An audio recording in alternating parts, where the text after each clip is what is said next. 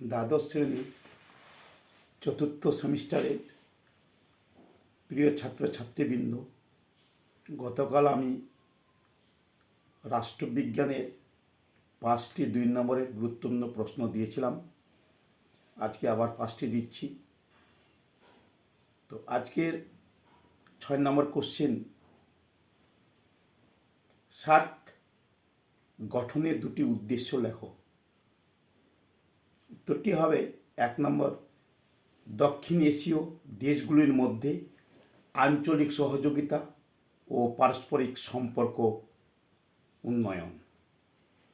2 নম্বর, অর্থনৈতিক, সামাজিক ও সাংস্কৃতিক উন্নয়ন ত্বরান্বিত করে অঞ্চলে শান্তি ও স্থিতিশীলতা বজায় রাখা।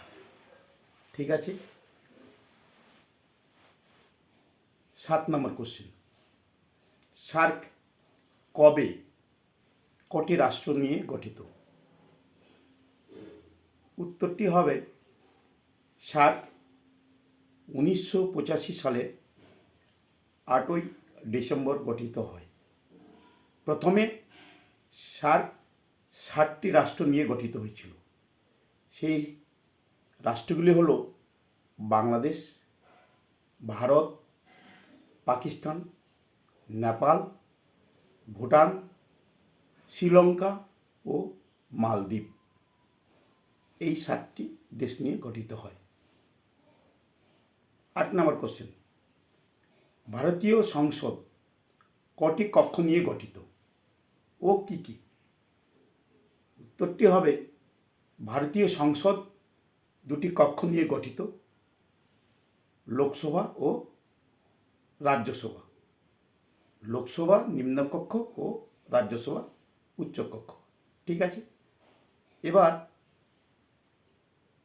9 নম্বর কোশ্চেন, ভারতীয় সংসদ বা পার্লামেন্ট কি কি নিয়ে গঠিত?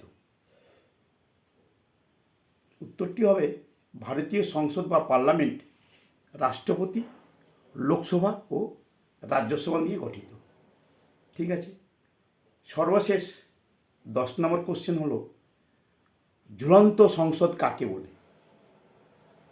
উত্তরটি হবে যে সংসদ নির্বাচনের পর কোনো একক রাজনৈতিক দল সংখ্যাগরিষ্ঠ আসন না পেয়ে সরকার গঠন করতে ব্যর্থ হয়, সেই সংসদকে ঝুলন্ত সংসদ বলা হয়। আজ এই পর্যন্ত।